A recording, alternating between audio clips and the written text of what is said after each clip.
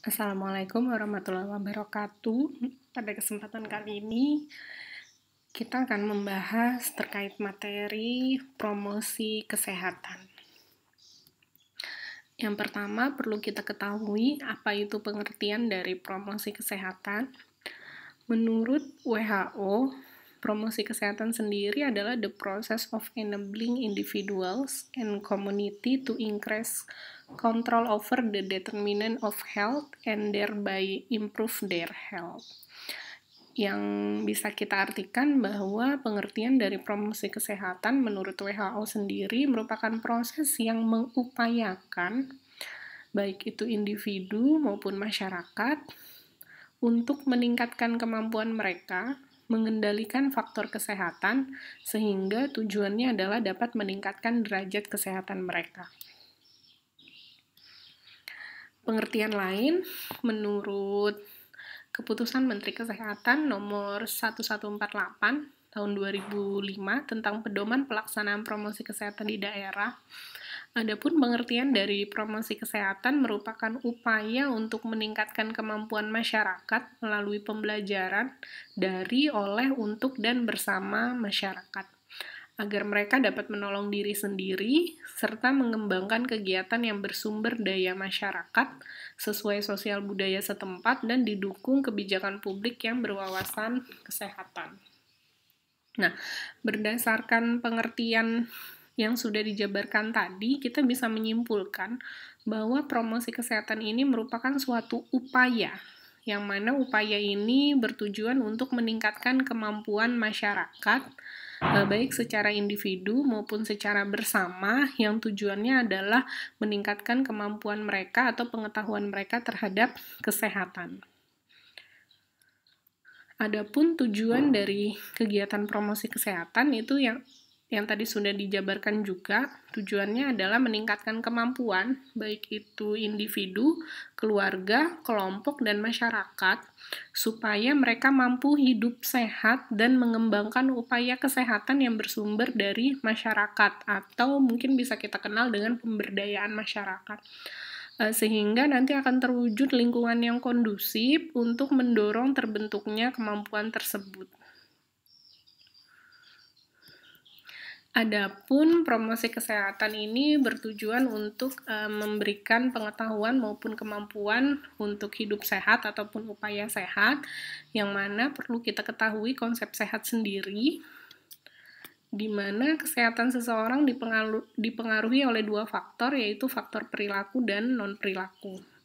Adapun yang mempengaruhi kesehatan dari faktor perilaku itu adalah pengetahuan dari individu atau masyarakat, kemudian sikap, kepercayaan akan kesehatan ataupun obat-obatan, dan adat ataupun tradisi yang ada di lingkungan. Sedangkan untuk faktor non-perilaku, itu yang mempengaruhi kesehatan adalah ketersediaan fasilitas, misalnya vaskes pelayanan kesehatan ya, kemudian sikap dan perilaku para petugas kesehatan, yang mana kan ini juga biasanya memunculkan rasa percaya pasien atau masyarakat terhadap upaya kesehatan yang didapatkannya. Tentunya sikap dan perilaku dari para petugas kesehatan juga mempengaruhi kesehatan. Nah, kemudian untuk merubah perilaku hidup sehat atau perilaku kesehatan seseorang ini bisa dilakukan dengan berbagai macam strategi. Tapi umumnya gitu, sebelum melakukan perubahan perilaku bagi individu ataupun masyarakat, biasanya kita melakukan atau memberikan upaya untuk melakukan perubahan pengetahuan dan sikap dulu. Jadi nanti dari perubahan pengetahuan terjadi perubahan sikap, barulah terjadi perubahan perilaku terkait konsep sehat. Perubahan pengetahuan ini dilakukan salah satunya dengan metode penyuluhan kesehatan ya. Jadi untuk merubah pengetahuan terkait kesehatan kepada individu maupun masyarakat, kita bisa melakukan penyuluhan kesehatan. Nah, penyuluhan kesehatan ini merupakan kegiatan yang dilakukan menggunakan prinsip belajar, sehingga masyarakat mendapatkan perubahan pengetahuan dan kemauan. Baru tadi, setelah melakukan perubahan pengetahuan atau masyarakat atau individu tersebut sudah pengetahuannya berubah dari yang tadinya kurang kemudian menjadi cukup atau baik pengetahuannya terkait kesehatan, nanti ini akan mendorong terjadinya perubahan sikap dan juga perubahan perilaku terhadap hidup sehat.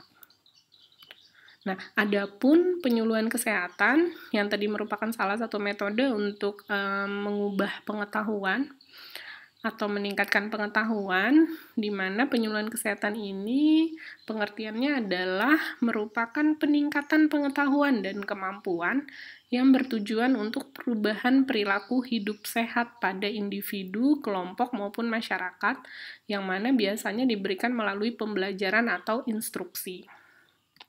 Nah, kita perlu memahami atau melihat apa saja metode penyuluhan kesehatan. Jadi, terdapat dua metode dalam penyuluhan kesehatan. Yang pertama adalah metode didaktik. Ini merupakan metode di mana penyuluhan dilakukan hanya satu arah oleh pemateri kepada peserta atau kepada masyarakat yang mendengarkan, tetapi tidak diberikan kesempatan untuk mengemukakan pendapatnya. Jadi seperti kegiatan belajar di kelas. Kemudian ada metode Sokratik. Di sini merupakan metode yang memberikan kesempatan pada peserta untuk berpartisipasi aktif dalam mengemukakan pendapatnya. Ini misalnya kita melakukan kegiatan simulasi, kemudian pelatihan, atau biasanya yang terkenal sekarang promosi kesehatan itu dengan pemberdayaan masyarakat. Jadi dari masyarakat dan untuk masyarakat, kita seperti membuat kader-kader gitu. Nah, ini salah satunya adalah metode yang Sokratik. Nah, kemudian metode penyuluhan kesehatan ini kalau berdasarkan sasaran ada dua ya. Jadi, metode penyuluhan individu di sini merupakan metode untuk mengubah perilaku secara individu yang disesuaikan dengan kebutuhan dan kemampuan individu tersebut. Kemudian ada penyuluhan kelompok. Nah, ini merupakan metode penyuluhan yang digunakan untuk mengubah perilaku kelompok kecil dan kelompok besar. Kita lihat untuk metode penyuluhan yang individu, biasanya digunakan untuk membina perilaku baru atau membina seseorang yang telah mulai tertarik kepada suatu perubahan perilaku atau inovasi dalam kesehatan. Nah, contohnya cara yang dilakukan adalah dengan melakukan bimbingan dan penyuluhan. Biasanya cara ini kontak antara masyarakat antara individu dan petugas lebih intensif ya, karena dilakukan bimbingan secara langsung tatap muka dengan individu dan petugas kesehatan. Kemudian yang kedua ada interview atau wawancara. Nah, cara ini sebenarnya merupakan bagian dari bimbingan dan penyuluhan, di mana wawancara antara petugas kesehatan dengan individu sendiri untuk mengetahui apakah individu tersebut memiliki kesadaran dan pengertian yang kuat tentang informasi yang diberikan. Jadi, adanya perubahan perilaku yang diharapkan. Juga bertujuan untuk menggali informasi, mengapa ia tidak atau belum menerima perubahan. Ia tertarik atau belum menerima perubahan yang disampaikan. Jika belum berubah, maka perlu penyuluhan yang lebih mendalam lagi. Kemudian penyuluhan kelompok. Nah, kita lihat dalam memilih metode kelompok harus mengingat besarnya kelompok sasaran serta tingkat pendidikan dari sasaran. Nah, untuk penyuluhan kelompok ini ada dua ya, kelompok besar. Biasanya yang dimaksud kelompok besar ini apabila peserta dari kegiatan penyuluhan itu lebih dari 15 orang. Misalnya salah satu metode yang bisa digunakan adalah dengan cara ceramah dan seminar. Nah, kemudian kalau kelompok kecil ini pesertanya kurang dari 15 orang. Metode yang bisa digunakan ini misalnya melakukan diskusi kelompok atau KFGD ya, forum group discussion, karena jumlah peserta lebih kecil. Kemudian bisa dengan curah pendapat atau brainstorming, bola salju atau snowballing, di mana ini nanti kita mencari satu orang gitu yang bisa kita latih atau mungkin sebagai kader yang selanjutnya nanti dia mengajarkan kepada peserta lain gitu, dan seperti itu seterusnya. Nah, ini yang dimaksud dengan bola salju atau snowballing. Kemudian role play dan permainan simulasi atau pelatihan. Nah, ini metode massa ini digunakan untuk menjangkau peserta yang lebih banyak ya. Jadi metode pendidikan kesehatan secara massa dipakai untuk mengkomunikasikan pesan-pesan kesehatan yang ditujukan kepada masyarakat yang sifatnya massa atau publik. Nah, ini bisa dengan ceramah umum, pidato-pidato atau diskusi tentang kesehatan melalui media elektronik, baik melalui televisi ataupun radio. Kemudian simulasi, dialog antara pasien dengan dokter atau petugas kesehatan lainnya tentang suatu penyakit atau masalah kesehatan. Ini juga sering kita lihat di televisi ya. Kemudian tulisan-tulisan di majalah atau koran, baik dalam bentuk artikel maupun tanya jawab atau konsultasi tentang kesehatan. Nah, ini biasanya tulisan-tulisan yang masuk dalam koran ataupun di majalah yang terkait tentang kesehatan. Itu juga merupakan salah satu untuk meningkatkan pengetahuan terhadap kesehatan. Kemudian yang terakhir ini adalah billboard ya. Ini biasanya dipasang di pinggir jalan. Nah, kemudian berikut ini merupakan faktor yang mempengaruhi pemilihan metode penyuluhan. Jadi yang pertama adalah tujuan dari dilakukannya penyuluhan gitu. Apakah tadi tujuannya untuk individu gitu, masyarakat, atau bertujuan untuk publik atau massa yang lebih luas. Kemudian pribadi pemberi edukasi, jadi petugas kesehatan atau petugas yang akan menyampaikan promosi kesehatannya ya gitu. Jadi disesuaikan metode yang akan dipakai seperti apa, disesuaikan dengan apa yang mau disampaikan juga. Kemudian peserta edukasi ya yang berbagai tingkat kematangannya, ini terkait tingkat pendidikan juga berpengaruh nanti untuk memilih metode penyuluhan.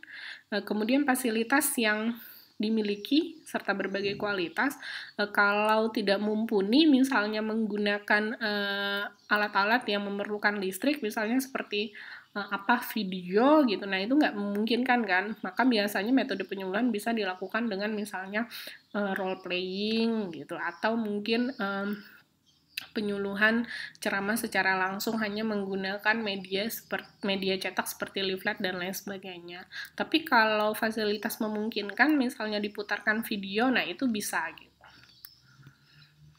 Situasi. Nah, kemudian media edukasi ya. Jadi untuk melakukan penyuluhan kesehatan atau promosi kesehatan, tentunya kita perlu media dalam memberikan edukasi atau promosi, di mana media promosi kesehatan ini merupakan semua sarana atau upaya untuk menampilkan pesan informasi yang ingin disampaikan oleh komunikator, sehingga sasaran dapat meningkat pengetahuannya yang akhirnya diharapkan dapat berubah perilakunya ke arah positif terhadap kesehatan. Di mana adanya media edukasi ini tentunya akan mempermudah penyampaian informasi, ya kan gitu. Kalau hanya kita sampaikan dengan verbal gitu, tentunya mungkin tidak semua target masyarakat yang bisa menerima atau tidak semua tingkat pendidikan bisa menerima informasi yang hanya disampaikan secara verbal. Tapi nanti dengan media edukasi misalnya kayak leaflet gitu, ada gambar-gambar di sana, atau misalnya media video gitu, itu akan mempermudah apa yang mau kita sampaikan. Menghindari kesalahan persepsi, memperjelas informasi seperti tadi ya. Jadi kalau bentuknya leaflet gitu, video akan lebih jelas informasi yang disampaikan. Kemudian mengurangi komunikasi verbal atau penyampaian secara komunikasi gitu, secara verbal, karena nanti bisa dilihat misalnya tadi bisa ada gambar-gambar melalui leaflet, kemudian ada gambar bergerak melalui video. Kemudian bisa menampilkan objek tadi, kalau kita buat dalam leaflet atau video, mempermudah pengertian, jadi mempermudah pemahaman dari masyarakat yang melihat, dan memperlancar komunikasi. Nah, adapun media edukasi, yang pertama adalah media cetak, contohnya adalah poster ya di situ. Kemudian ada media elektronik, ini untuk memperlihatkan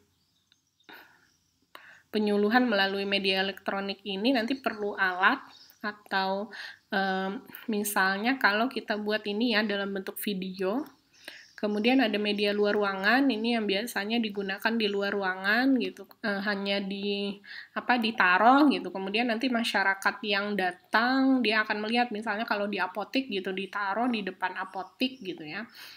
Misalnya kayak dalam bentuk spanduk atau banner. Nah, kemudian media lainnya, salah satunya mungkin ini bisa iklan yang ditempel di bus. Nah, yang pertama kita bahas media cetak. Media ini mengutamakan pesan-pesan visual, biasanya terdiri dari gambaran sejumlah kata, gambar, atau foto dalam tata warna. Contohnya adalah buklet, leaflet, flyer, flipcard, rubrik atau tulisan pada surat kabar, majalah, poster, foto yang mengungkapkan informasi kesehatan. Adapun kelebihan dari media ini bisa tahan lama ya, kemudian mencakup banyak orang, biayanya cukup rendah jika dibandingkan media yang lain, kemudian bisa dibawa kemana-mana, tidak perlu listrik, mempermudah pemahaman, dan dapat meningkatkan gairah belajar. Karena tadi bisa ada gambar gitu, kemudian warnanya juga biasanya lebih cerah dan lain sebagainya. Kekurangan tidak dapat mengakomodir efek gerak dan efek suara, serta mudah terlipat ya. Nah, ini contohnya, ini salah satu leaflet ataupun bisa poster gitu ya terkait Dagu Sibu, yaitu dapatkan, gunakan, simpan, dan buang obat secara tepat. Yang mana ini dikeluarkan oleh bagian promosi kesehatan dari Kemenkes. Nah, kemudian yang kedua media elektronik. Media elektronik ini merupakan media yang bergerak dan dinamis, dapat dilihat dan didengar, dan penyampaiannya melalui alat bantu elektronik. Adapun yang termasuk dalam media ini adalah televisi, radio, video film, CD, VCD, internet ya, ataupun melalui SMS atau mungkin yang sekarang melalui WhatsApp. Kelebihannya lebih mudah dipahami, misalnya kalau dalam bentuk video ya gitu, karena lebih interaktif juga, lebih menarik tentunya, sudah dikenal masyarakat, kayak mungkin kalau lewat televisi kan masyarakat sudah kenal betul gitu dan paham betul terkait TV. Kemudian bisa bertatap muka, mengikut sertakan seluruh panca indera, jadi tidak hanya mata tapi juga mungkin telinga sebagai pendengaran. Kemudian penyajian dapat dikendalikan dan diulang-ulang. Kemudian jangkauannya juga bisa lebih luas. Nah, untuk kekurangannya tentunya biaya lebih tinggi karena dalam proses pembuatan kan juga lebih rumit, perlu listrik atau alat canggih untuk produksinya, perlu persiapan matang, peralatan selalu berkembang dan berubah, kemudian perlu keterampilan penyimpanan dan keterampilan untuk mengoperasikannya. Nah, ini contohnya ya. Ini adalah salah satu video terkait gema cermat yang dibuat oleh Tahukah kamu banyak di antara kita yang belum mengerti tentang penggunaan obat secara tepat. Seperti banyaknya masyarakat yang memperoleh obat bukan dari sarana yang resmi. Penggunaan antibiotik yang tidak tepat sehingga menimbulkan kekebalan atau resistensi bakteri. Cara penyimpanan obat yang tidak tepat, membuang obat secara tidak tepat dan mendapatkan informasi dari sumber yang tidak tepat. Gema cermat merupakan upaya bersama antara pemerintah dan masyarakat melalui rangkaian kegiatan dalam rangka mewujudkan kepedulian, kesadaran, pemahaman dan keterampilan masyarakat dalam menggunakan obat secara tepat dan benar. Meningkatkan pemahaman dan kesadaran masyarakat tentang pentingnya penggunaan obat secara tepat dan benar. Meningkatkan Nah, kemudian ini untuk media luar ruangan tadi ya. Ini media untuk menyampaikan pesan di luar ruangan, bisa melalui media cetak maupun media elektronik. Nah, misalnya kita buat kayak papan reklame, spanduk, kemudian banner, atau pakai video ya, tapi menggunakan televisi yang layar lebar yang biasanya ada di pinggir-pinggir jalan. Nah, ini kelebihannya sama, lebih mudah dipahami juga dan lebih menarik, bisa sebagai informasi umum dan hiburan, bisa bertatap muka, kemudian mengikut sertakan seluruh panca indera juga, jadi tidak hanya penglihatan tapi pendengaran juga kalau dibuat dalam bentuk media elektronik ya. Kemudian penyajiannya dapat dikendalikan dan jangkauannya relatif lebih besar. Untuk kekurangan, biaya lebih tinggi, sedikit rumit, perlu alat canggih untuk produksi, perlu persiapan yang matang, dan memerlukan keterampilan penyimpanan dan keterampilan untuk mengoperasikannya. Oke, nah ini contohnya spanduk ya, spanduk Dagu Shibu. Dapatkan, gunakan, simpan, dan buang obat dengan baik dan benar yang dibuat oleh IAI. Nah, kemudian contoh lain, ini kalau sama informasi terkait Dagu Shibu, tapi dibuat dalam bentuk banner.